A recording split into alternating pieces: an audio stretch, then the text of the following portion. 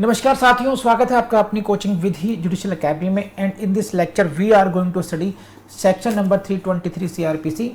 It has now become section number 362 BNSS. क्या कोई change हुआ है? नो, कोई चेंज नहीं हुआ है, केवल माइनर एक ड्राफ्टिंग के लेवल चेंज है। पहले चैप्टर नंबर 18 मेंशन था, उसकी जगह चैप्टर नंबर 19 मेंशन मिलेगा आपको। तो इस सीआरपीसी का और बीएनएसएस का जो एडजस्टमेंट सेक्शंस का है, एक चैप्टर्स का, वही चेंज है। अदरवाइज कोई अंडरस्टैंडिंग कॉन्सेप्ट के लेवल पर कहीं कोई चेंज नहीं है। So let's start the class. Let's see the section 323।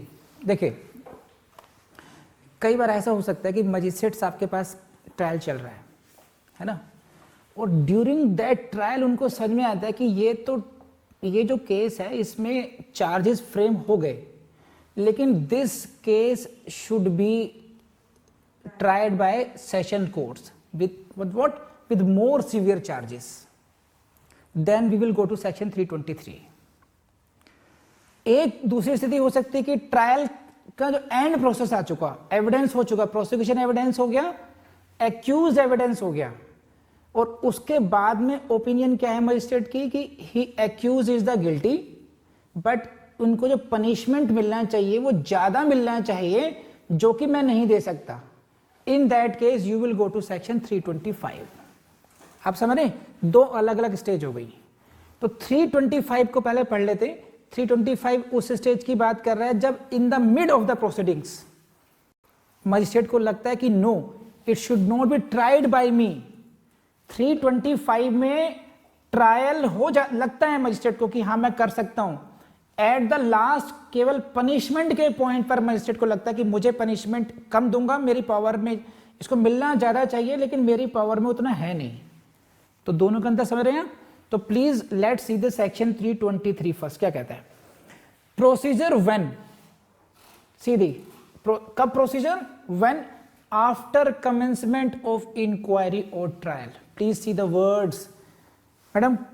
After the commencement of inquiry और trial, it may be inquiry, it may be trial. Trial का मतलब क्या हुआ? Now charges have been framed.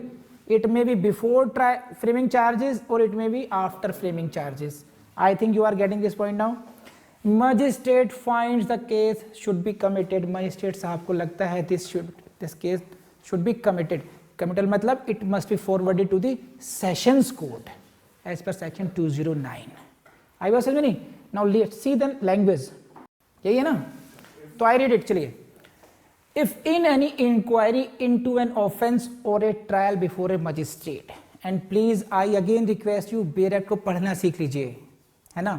आप जिंदगी में फिर कोई सी बुक भी पढ़ सकते हैं। आप जैसे आपने ड्राइविंग करना सीख लिया है कि नहीं है, आप ड्राइविंग करना सीख लिया फोर व्हीलर की आपने, तो फिर चाहे मारुति आल्टो चलाइए या मर्सिडीज बेंज चलाइए या BMW चलाइए, आपने क्या सीखा है? कार चलाना। आपने मारुति आल्टो चलाना नहीं सीखा है कि आपको फिर मर्सिडीज के लिए अलग से ट्रेनिंग चाहिए, BMW के लिए अलग से ट्रेनिंग चाहिए, बिकॉज आपने क्या सीख लिया? बेसिक रूल्स सीख लिए ऑफ ड्राइविंग। ऐसे ही है, same thing is with law.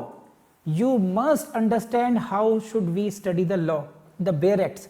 हमें बेयर एक्ट की अंडरस्टैंडिंग कैसे बढ़ानी चाहिए, समझनी चाहिए, और वो तभी होगा। You should not overlook even a single word. आपको एक भी शब्द को ओवरलुक नहीं करना है, बिकॉज लीगल लैंग्वेज में every word has its meaning. उसको अगर बेयर एक्ट में दिया गया है तो वो यूं ही नहीं दिया गया, it must have certain meaning in that. And please see the language. If in any inquiry, see the words, inquiry और a trial, both words are there. If in any inquiry into an offence or a trial before a magistrate, it appears to him at any stage, again please at any stage को आप लोग highlight कीजिए and write down P for prelims, कि किसी भी stage पर 323 applicable होगा of the proceedings before signing the judgement. Please see this, at any stage before signing the judgement. So these are the little important things. यहां से question बनते हैं कि कौन सी स्टेज में 323 का ऑर्डर पास हो सकता है। दिस में be pass at any stage before signing the judgement, यानी कि it means even after the conclusion of the prosecution evidence and accused evidence. क्या? that the case is one which ought to be tried by the court of session.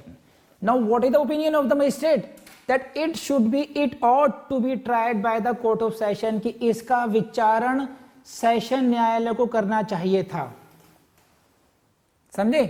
किसी भी, देखिए first time होता क्या है आप समझिए, पहले से तो यही है कि चार्जशीट ही कोर्ट उन सेक्शंस में आए, उसी से पता चल जाएगा कि whether this case is trial by the magistrate court और by the session court.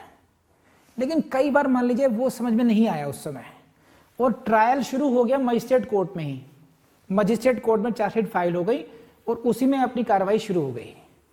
Now during those proceedings magistrate is of the opinion no, the case is one which ought to be tried by the court of session. Situation समझ में आ गई आपको? And it is the any stage, it may be at the stage of inquiry itself और it may be at the trial itself. There is no restriction as such. ध्यान रखिए आप ये कि for 323 there is no such restriction of any stage, it is at any stage before signing the judgment. तो these are the basic things to be remembered for your prelims exam, and this section is very important for your prelims, for your mains and for your interview as well, because पूछ लेंगे आपके interview में भी कि अगर ऐसी situation होगी तब क्या करेंगे मजिस्ट्रेट साहब, तो फिर भूल जाएंगे आप लोग। तो 323 325 आप लोग एक साथ पढ़े तो ज़्यादा अच्छी बात है, ठीक है? बढ़े आगे तब। Then he shall commit it to that court मतलब court of sessions court. If the magistrate is of the opinion that this case is one which ought to be tried by the court of session, then he shall commit it to that court, यानी कि court of session को वो committal कर देंगे, यानी कि transfer कर देंगे, यानी कि forward कर देंगे, commit कर देंगे under the provisions herein before contained, जो committal से संबंधित जो नियम sections है उनके अंतर्गत, and thereupon the provisions of chapter 18 and thereupon the provisions of chapter 18 shall apply to the commitment so made, यानी कि trial before court of session 225 थे 237 की जैसे फिर उसमें सेशन ट्रायल के जो प्रोविजंस हैं वो सारे अप्लाई हो जाएंगे और सेशन ट्रायल के हिसाब से केस फिर आगे वो चलेगा वो। तो ये 323 तब आया जब मजिस्ट्रेट को ये लगता है यहाँ पर गिल्टी या एक्विटल की बात नहीं आई है। यहां पर 325 को दिखाता हूं मैं आपको थोड़ा। सेक्शन 325 की फर्स्ट क्लॉज क्या है? After hearing the evidence for the prosecution and the accused that the accused is guilty, in case of 325 what is the opinion of the magistrate? Accused is guilty. In case of 323 what is the opinion? It appears to him that the case is one which ought to be tried by the court of session, whether the accused is guilty or not. It is not the opinion of the magistrate in section 323. Don't get confused. I am repeating it again कि दोनों में opinion में difference है। Common क्या है? दोनों ही magistrate पर apply हो रहे हैं, दोनों में ही मजिस्ट्रेट की ऑपरेशन हो रही है। वहां 323 में you magistrate can form such opinion at any stage before signing the judgment. In case of 325 he is forming his opinion after hearing the prosecution evidence and the accused evidence. There is a great difference.